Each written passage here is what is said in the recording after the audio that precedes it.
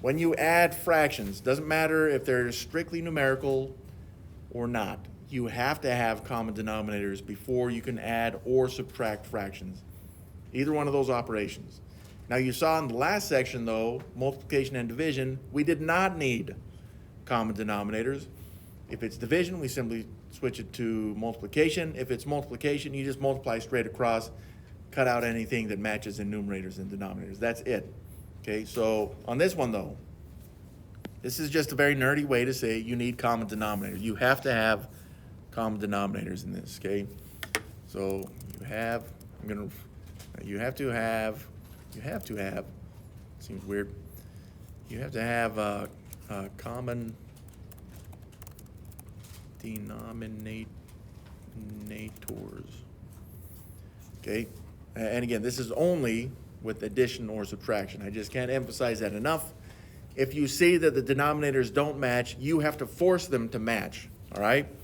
So for example, if you went back and you saw like 3/5 and it was being, let's say, added to 1/4 like this, you can't just say that, well, 3 plus 1 is 4, 5 plus 4 is 9, 3/9, simplify from there. You can't do that.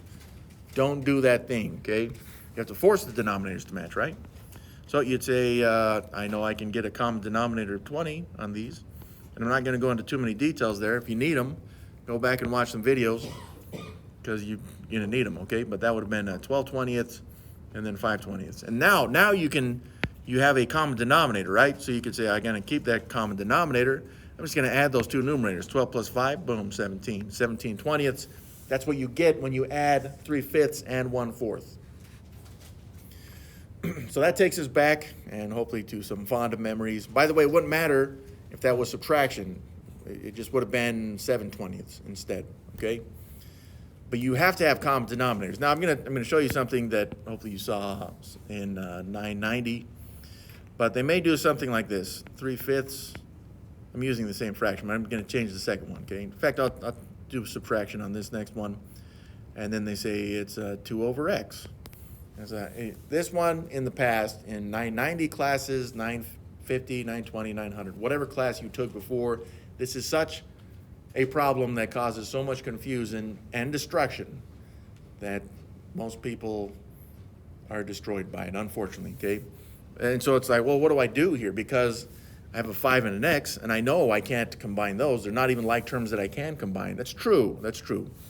But remember how up here how you got the 20 denominator? We're going to do the same thing on this one. It's just one of the factors is an x. So I could say, well, I'm going to multiply the 5 by x. It's just, remember, if you do it to the numerator, you got to do it to the denominator. I'm leading into this polynomial stuff, right? And then you say, well, the second fraction, the x was missing a 5 now. Okay, then you just tack on a 5, and then in the numerator, you'd multiply that by 5. I'm not going to simplify that, but I'm just pointing out the idea here, okay? It's possible you may have to multiply one of the fractions by a binomial, a trinomial, usually binomials, by the way, but it could be just a regular number like we did with the 5s right there, okay? Now that the denominators match, you could add those together. I'm going to finish it. So the denominator that's common here is 5x. Now in the numerator, you have a 3x from the first term, and then 5 times 2 negative 2 would have been negative 10. That would be simplified right there. Okay, and again, some students are like, well, the 3 and the x, the x and the x, I can cancel those out as a phantom one. No, you cannot. You cannot do that because this x is within this binomial. You can't just do it to one of the terms. You'd have to do it to both or separate it. Now, I'm going to show this part as well. It may help us in the future, but really, and I kind of got this from skipping the step, but when you have common denominators, you can split this up into 2 separate fractions. And then if you needed to simplify, you could do it from there. But I may be getting ahead of myself. So this part we're not so concerned about today, but possibly in the future. So going back to that common denominator stuff, if you see, kind of like on this problem, if you see that one of the denominators is missing a factor from a different denominator, you have to multiply it into that, not just the denominator, but the full fraction, kind of like I did with those x's right there. That doesn't have to make sense right now because we're going to do an example. Rational expressions. Factor the numerators and denominators. Yes, That's the first step here for us now, factor, okay? Divide the numerator and denominator by common factors if it's possible. You can do this later, if you feel like this step's getting in your way, don't worry about it. But inside the fractions, right, like if you saw 2/4, what the heck, I'll show it. If you saw 2/4 plus 1/3, you don't have to find common denominators yet. You could, if you wanted to, make that 2/4 to 1/2 and then find your common denominator. So if you see that you can simplify any of the fractions at this phase, do it, you can. But if that gets in the way of you, that's step 2, just skip it, okay? Okay, find any factors in each denominator that is missing in the other denominator. This is where we're going to, step 3, this is where we force against its will, because we have the math power to do it. We're going to force the denominators to match. But remember, if you're going to do that, kind of like the fraction up there, I would multiply, you don't just multiply the denominator here by 3, you'd have to multiply the numerator by 3. So whatever you multiply by the denominator, you have to multiply by the numerator. Why? Why is that the case? It's because it's 1. If you multiply something by 1, you have not changed its value. It doesn't matter if it's 3/3 is 1.